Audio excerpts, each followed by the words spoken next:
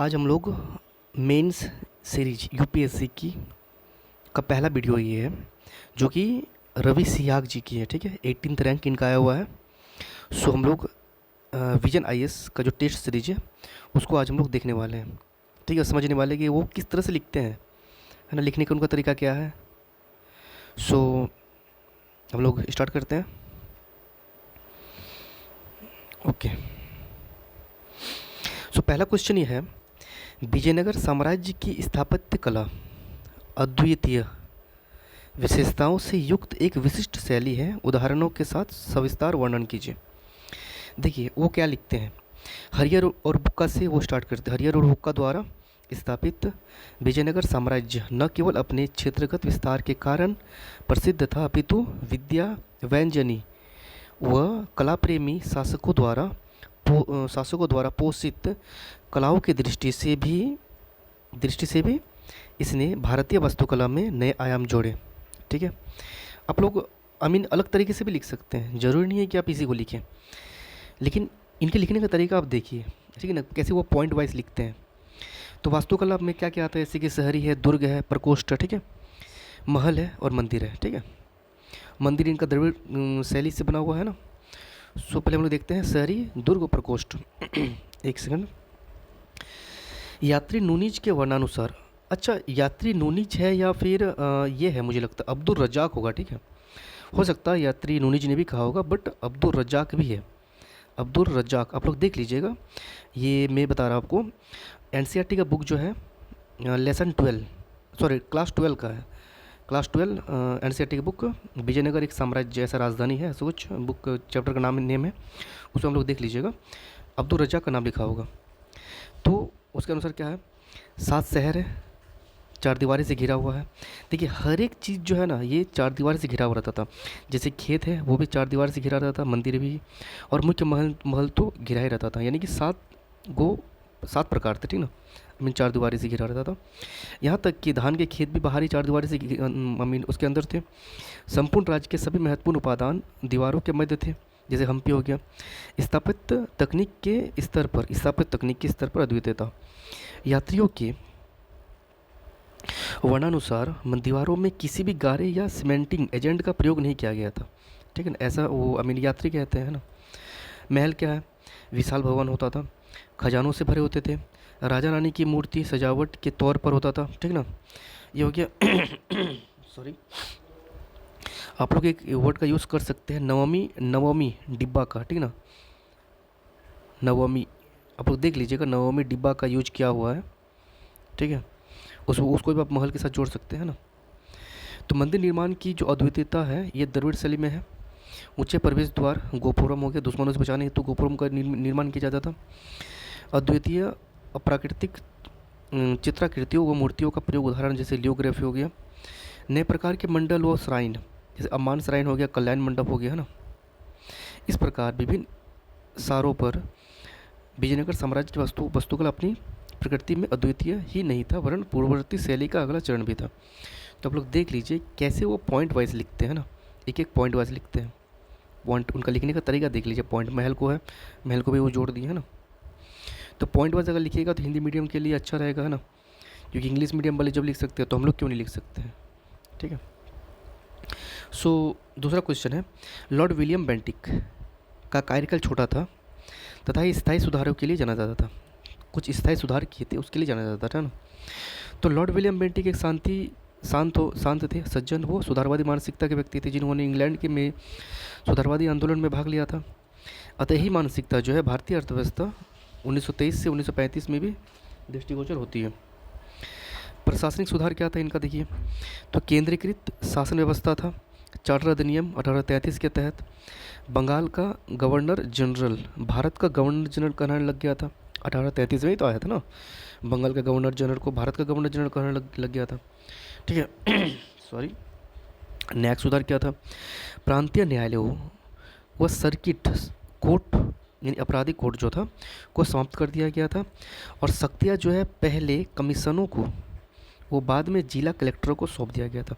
कमीशनों नहीं, कमिश्नर होना चाहिए था। ठीक है, ऐसा क्यों किया गया था, क्योंकि खर्चीला न्याय व्यवस्था बहुत खर्चीला हो गया था, लंबित मुकदमों की अधिक संख्या हो गया था। ठीक है। तो इनका आंसर आप लोग कुछ भी लिखिए, आंसर तो पहली बात तो वही होना चाहिए। लिखने का इनका तरीका देखिए, न्यायिक सुधार को अलग कर दिया गया है 2 नंबर लिखकर, और उसके बाद वो जोड़ दिया गया है ना ए बी करके। रियासतों के प्रति क्या था, तो ये जो है ये इनका इनका विचारधारा जो था वो हस्तक्षेप नहीं था, इनका विचारधारा अहस्तक्षेप था। वेलेजली और हेस्टिंग के बजाय हस्तक्षेप की नीति अपनाया था इन्होंने, कोई हस्तक्षेप नहीं करना है, ठीक है। अकारण हस्तक्षेप और दखलंदाजी नहीं करना है। धार्मिक सुधार आंदोलन क्या था, सती प्रथा उन्मूलन 1829 में, 1833 के एक्ट के द्वारा दास प्रथा समाप्ति किया गया था, ठीक है। समतावादी क्या था, 1833 के एक्ट में प्रतियोगी परीक्षा को नौकरी का आधार योग्यता को माना गया था। देखिए शैक्षिक सुधार क्या था, भारतीय शिक्षा को बढ़ावा देने हेतु मेघालय समिति की नियुक्ति किया गया था 1833 में, 1833 में ही किया गया था मेघालय समिति की नियुक्ति ना। इस प्रकार पूर्ववर्ती गवर्नरों के विपरीत बेंटिक ने प्रगतिशीलता व सुधारवादी मानसिकता का परिचय देते हुए आर्थिक सामाजिक प्रशासनिक स्तर पर सुधारों को उद्वेलित किया। देखिए इनके लिखने का तरीका आप लोग अच्छे से देखिए, ठीक ना। I mean point by point लिखते हो, 1 2 3 4 है ना, फिर यहाँ पर पॉइंट शुरू हो जाता है, ठीक है। जैसे क्वेश्चन यहाँ पर यह है, जहाँ भारतीय पूंजीपति दीर्घकालिक समय तक चलने वाले सामूहिक सविनय अवज्ञा आंदोलन के पक्ष में नहीं थे। भारतीय पूंजीपति जो थे ये सविनय अवज्ञा आंदोलन क्या था, ये लंबे समय तक चलने वाला था, तो इनके उसके पक्ष में नहीं था। अच्छा पक्ष में क्यों नहीं था ये आप लोगों को पता होगा अच्छा से। अगर इसके पक्ष में रहेगा सविनय अवज्ञा आंदोलन में तो फिर आई मीन जो कपड़ों का जो बिजनेस वगैरह है उन लोगों का तो ठप पड़ जाएगा ना।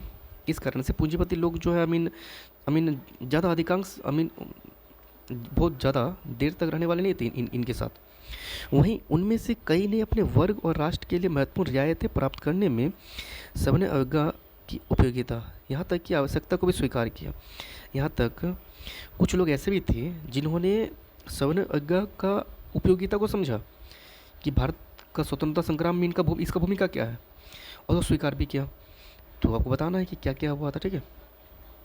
देखिए भारतीय पूंजीपति वर्ग इस मामले में अद्वितीय था कि उसने स्वतंत्रता आंदोलन की साम्यवादी व आमूल परिवर्तनवादी प्रवृत्ति के बावजूद स्वतंत्रता आंदोलन को समर्थन दिया।